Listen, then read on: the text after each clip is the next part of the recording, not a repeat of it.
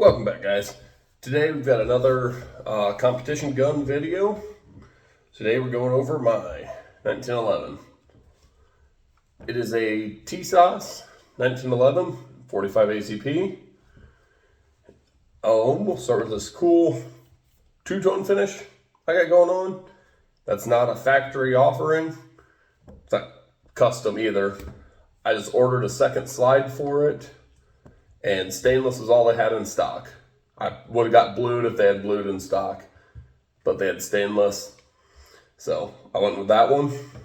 The reason I did that is because in my original slide I bought with this gun, someone had milled it for a red dot. Just chopped off the whole rear sight, dovetail and everything. So I couldn't do anything with it. So I decided to also order a new slide. I still have this one for, I can use it limited 10, now that it's an optics division.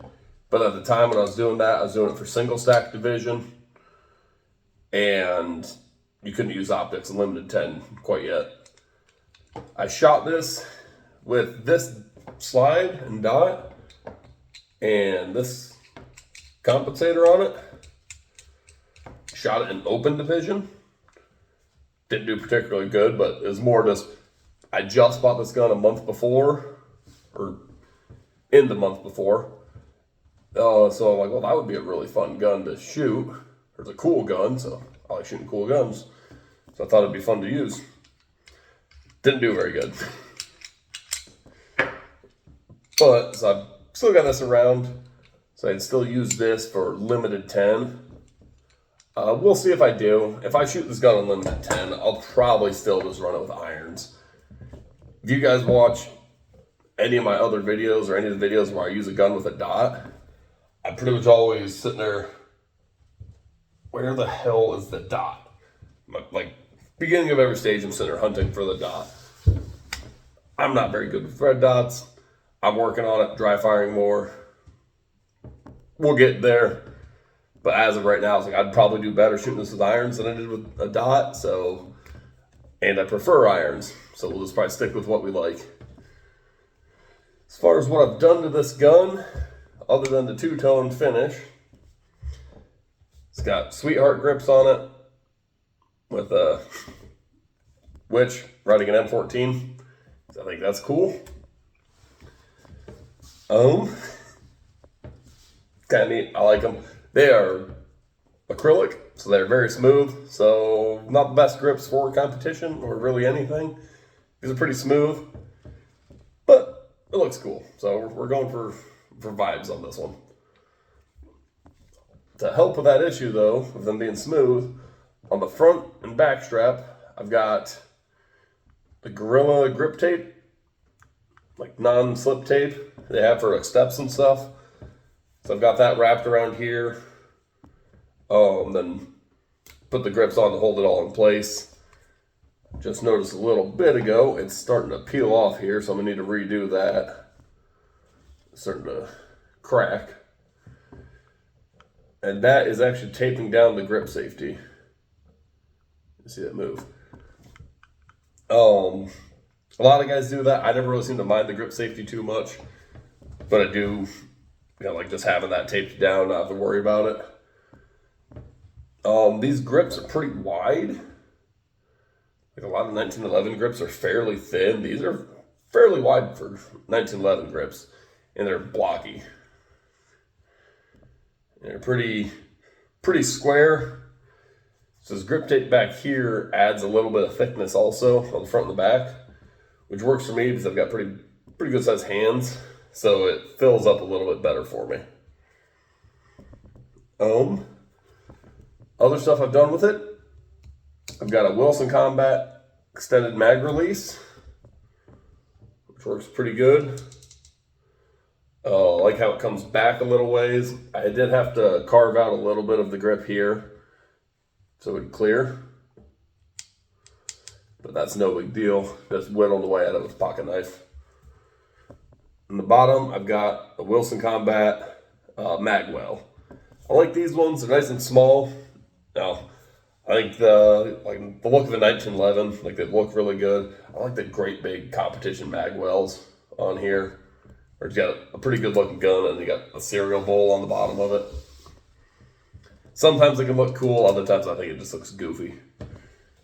But looking cool is the most important part of shooting competition. I mostly run Wilson Combat magazines. This is a Mechgar. I've used a couple of these. They work just fine. It's empty. Probably didn't really worried about it. Another thing I've done to this gun, it doesn't lock open on an empty magazine. So I've seen a lot of guys do that. Like I know a lot of guys like doing that for 2011s or 1911s. Because you should never run it dry anyways. But you can actually, like down in there, if you just ram the magazine home, you can bend your ejector. And I did that when I used this in Open Division. I was running this with 10 round magazines, so they're a little bit longer. So 8s, you can bury it deep or bury it all the way in there. The base plate will stop it. With 10s, it's just like that, an inch longer. So the base plate isn't going to catch it. I think the Wilson Combat ones is basically a 8-round magazine with a base plate, like a 2-round base plate on it, or +2 base plate.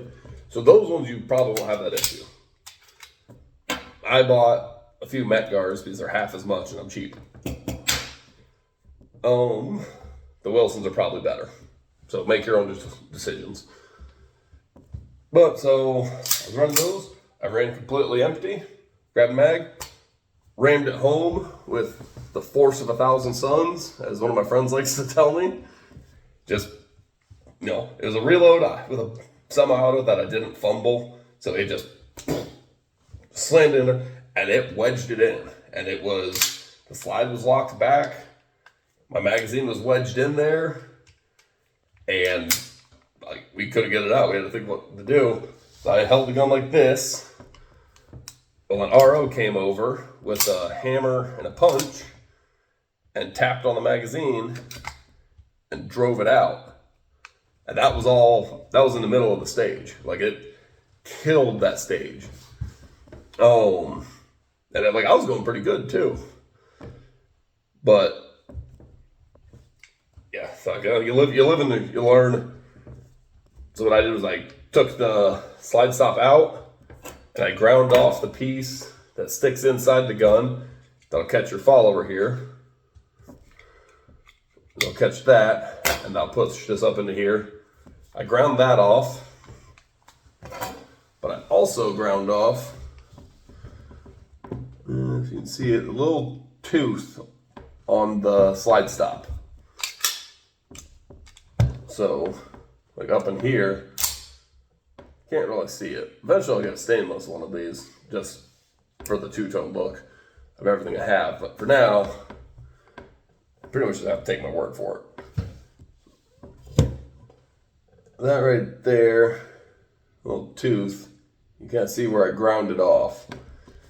So I was doing that because I shoot revolvers 90% of the time.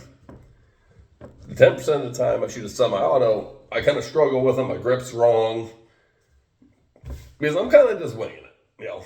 I'm far from an expert with a revolver. Much worse with the semi-auto. So my issue was in February when I shot this match for USPSA. I think my grip, how I was holding it, I kept bumping that. The slide kept locking back on me. So I kept bumping that. So I decided, hell with it, we're deleting the whole slide stop. I've shot it a few times since then. Seems to work pretty good for me. Maybe it'll come back and bite me in the ass. Maybe it won't. Who knows? I'm not really even suggesting anyone else does that. That's what I did, my gun, because that's what I like. You need to shoot and figure out what you like on your gun. And make the decision to make your own choices. You're adults. I think that's just about everything on this gun. Nothing too exciting on it. Again, it's a Tisas 1911 and 45 ACP. I'm going to be using this more often. Like being a revolver shooter, I'm used to low capacity. So I've got like the 45 or the 1911. 8 rounds of 45 shooting major power factor versus my 8 rounds of 9mm and shooting minor with my revolver. This is pretty good. I guess I get 8 plus 1 in the chamber, so I got 9. So really, you only ever shoot 8 at a time and reload. You never want to run completely empty. So 8 to 8 is pretty good. It's what I'm used to. I won't forget reloads like I do with my open gun that holds 26. Because that, I just kind of get caught up in the moment and shooting, and then click. It's like, oh, damn it. That shouldn't happen with this. We'll see. But I'm gonna start shooting this more. I shot this in one match, really enjoyed it. So it's gonna be one of my kind of standard guns. We'll probably shoot this every other month or so. So you'll get more videos of this. You'll get more videos of my Beretta and open division. So I'll have plenty of videos of me using my revolvers. And then actually, one I'm most excited for, in 2 weeks from today, at the time of upload, I'm going to be shooting a 3-gun match. That I'll be using this, an M1A, and a Remington 870.